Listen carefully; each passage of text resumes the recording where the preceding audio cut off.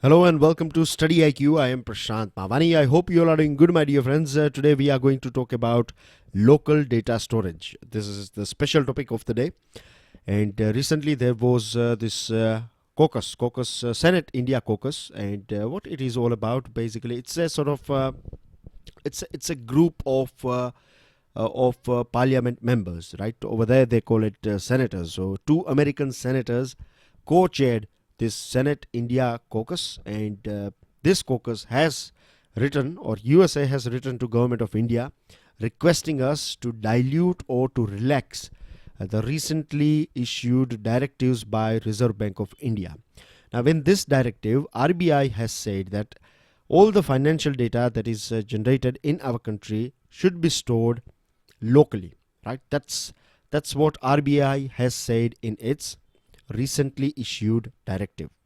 Now, why USA is unhappy with this thing? USA is saying that this would create a sort of trade hurdle, or it's a sort of trade barrier. It's a sort of protectionism that India is trying to achieve here, but that is not the case. We have to explain them that whatever we are doing, right, is not for protection, but it is for our own security.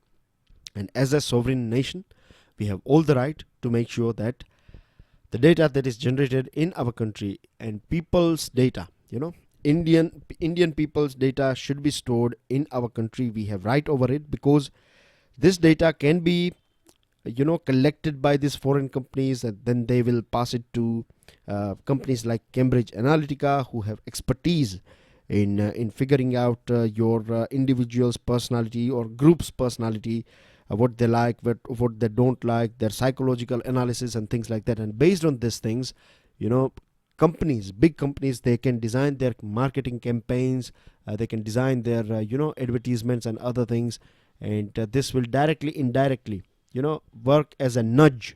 This data can be used in a way that it will work as a nudge for us to buy more and more products of that particular company, products or services. The most dangerous thing about this sort of usage of data is that it can influence our political life as well. They can influence our opinion about a particular person or about a particular political party. It can be good or bad, right? The influence that we are talking about. So it's a very dangerous thing, and no doubt data is termed as today's, it is known as gold, right? Or many times it is also known as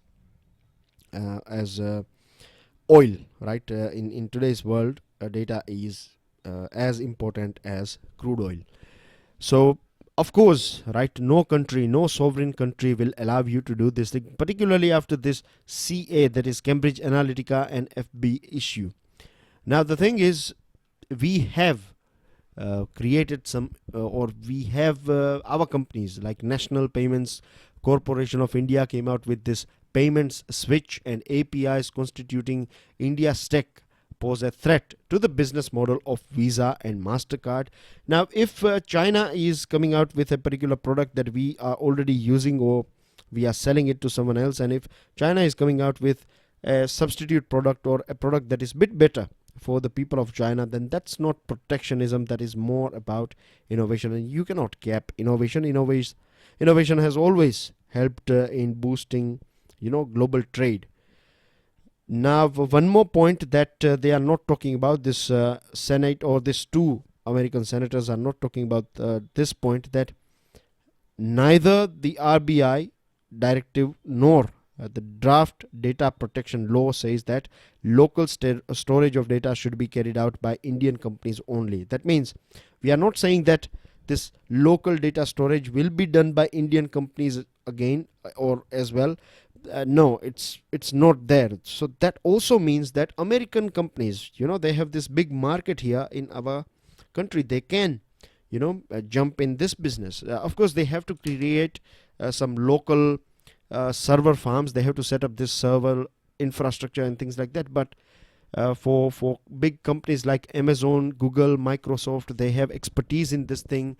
They know the business. They have been doing it for a very long period of time. So it's not going to be that challenging for them. In terms of money as well, these companies are making huge amount of profit, and India is a big market, as you know, that we have a huge population in our country. roughly 18% of world's population is here. So you too, Amazon, Google, Microsoft, all these companies are from USA. So they can, before, means once this data is enforced, then they are going to be the biggest gainer. They are going to be the most, profit making companies as far as this data storage is concerned, because there is no barrier, right? We freely allow them as well to jump into this business of data storage at local level. Now, given the scale of the likely data that will be generated by India, it's going to bring huge opportunities, because when this mobile data came into fashion, right, or when people started using this mobile data, at that point of time, our rank was one of the lowest in the world in terms of mobile data usage. But in 3 years time, right, in just 3 years time, we are at present highest ranked in terms of mobile data usage. Most of the people in our country, they are nowadays using mobile phone as the main source of internet. And our population, our young population, so I can safely say that most of the people now have a smartphone, particularly youngsters, and they are chatting, they are doing so many things online, isn't it? So this data has to be stored here, and this Amazon has also said that yes, we are ready to to follow Indian policy. WhatsApp, that is again accompanied by Facebook, is also participating in complying in local data storage. So it's not that bad. So here, this USA, what the senators are trying to tell us is something that is not in our favor. That is a totally biased thing that they are asking us to do. The other thing is, Indian courts and Indian government should not be in a bad position. What is happening is, when it comes to some sort of access to, like, say for example, if there is a crime or something, and if you want to find out more about it on WhatsApp, then it will take ages for WhatsApp to respond, and hardly you find that they will share data with us. So what they are doing is, they are taking our own data and then they are storing it, and then they are not giving it back to us when we require, particularly when our courts and Indian government is seeking this data. This is either not available, or they don't provide it that easily. So this is again a thing that is unfair for the society as well as country of India. And storing Indian data within India's geography, however, does not automatically deliver any strategic advantage to Indian enterprises. We have to innovate, right? If you have 500 books, but if you are not using that book, or if you don't know where to start from, then those books are going to be of no use to you, isn't it? That library is just a collection of various different printed papers for you. But if you are using it, then you can do something about it. So same thing happens with this thing as well. Just local storage is not going to help Indian companies. Our companies, they need to learn to innovate. They have to find some they have to identify issues, and then they have to come out with some solutions. And if we want to see economic development, then this is the thing. This is something that is it's hot in town. So policy must create a framework for sharing data without compromising individuals' liberty, because privacy is not liberty but privacy. Privacy is recently termed, Supreme Court said that privacy is your fundamental right. Without privacy, you don't have anything else. So this is an area, a sort of gray area, where India and Indian companies, they have to work here, because it's still a very immature market. They have huge amount of time to make money out of this business. Now moving on to another item, dear friends, but before that, I would like to inform all of you that our pen drive and tablet courses are available for various different exams. To find out more about it, do check out StudyIQ.com. From my FB page and Twitter handle, you'll be able to download PDF of today's lecture too. Now, our Minister of State for External Affairs, MJ Akbar, he was in Africa for official tour. Now he's back in India, and the reason why we are talking about him is because you know that some 10 journalists, female journalists, have said that at some point of time, this MJ Akbar, they have sexually harassed them, and you have different pattern, right? Someone is saying this, someone is saying that, etc. And the best thing that we can do is a thorough, unbiased, impartial investigation is the only way out. And the better evidence we have, the better it will be for the court as well to run this proceeding, and it will be beneficial for every one of us as a society, because now when you find name of a minister, then that is a matter of concern.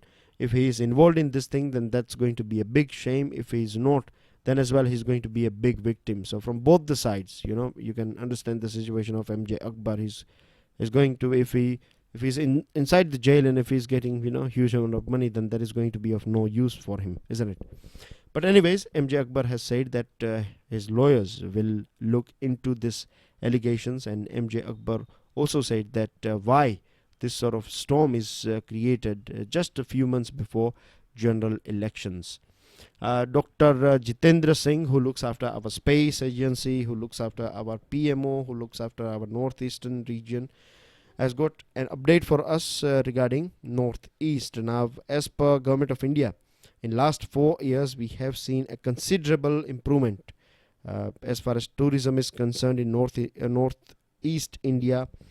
Northeast is a very beautiful place. It's a shame that I haven't been there, but I have seen many movies and many adverts and other things, and I know this thing for sure, that it's a very beautiful, serene place over there. So we have huge amount of potential, right? We can have all those adventurous sports here. We can attract more tourists coming here, and it has also started showing its result, right? Because of this connectivity that the Government of India has provided, like road connectivity and other sort of connectivity, road, rail, etc. So this has inspired tourists from far and wide to look forward and visit this northeast, or make northeast as a favorite holiday destination for them and for their family members. Minister said home tourism has picked up in a big way, resulting in new agencies of livelihood for the local populace, including the youngsters. Moving on to another item, we have two items from India's neighborhood. One is from Maldives. Now, Supreme Court of Maldives will resume hearings tomorrow on complaint filed by outgoing President Abdullah Yameen. Now, we don't have that good relationship with Abdullah Yameen's regime. In fact, we have a bad relationship. Not good is not, you can say, a terminology that rightly describes the relationship between both these nations. It is in fact very bad. It's the only country, as you know, where Prime Minister Modi has not visited so far.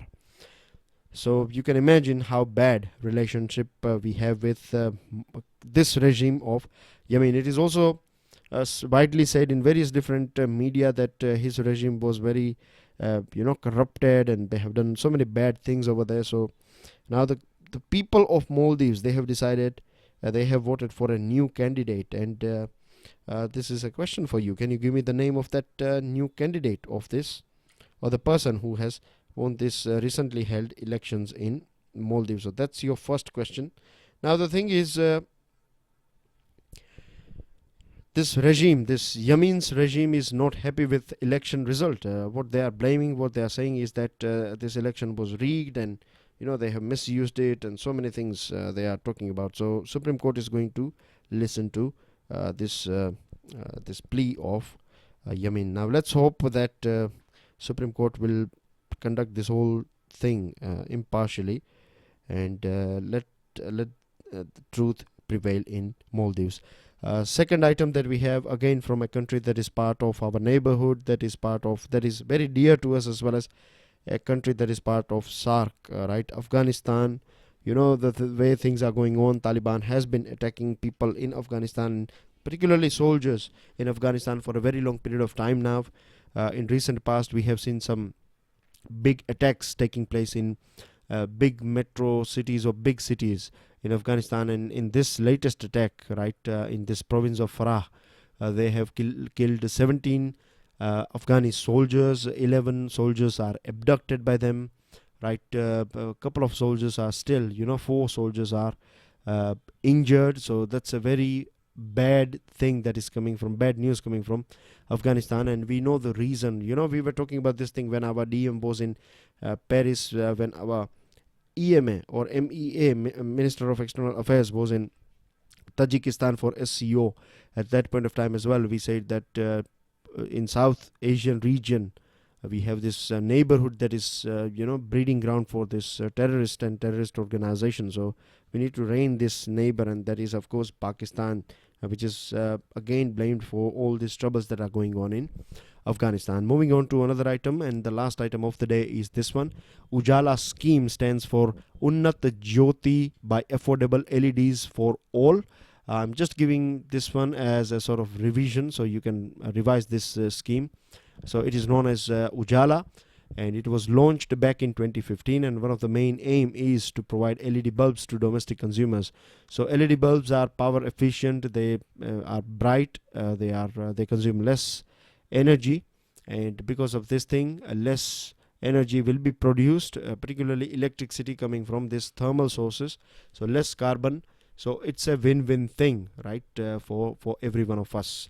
Yesterday or day before yesterday, that is on Saturday's PIB, I asked you a question about this red circles, right? I think one student so far till I think yesterday I was going through your comments and answers. Not yesterday, I think day before.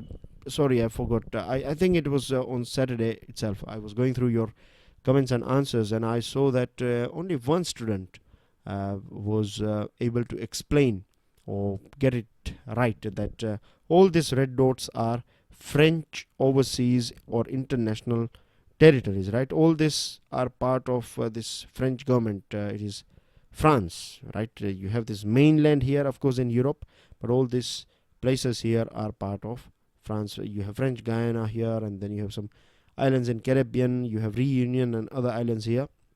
And today's quiz is, can you give me the name of this region here? What is the particular specific name of this portion here? This land portion is called Des, right? That's your question.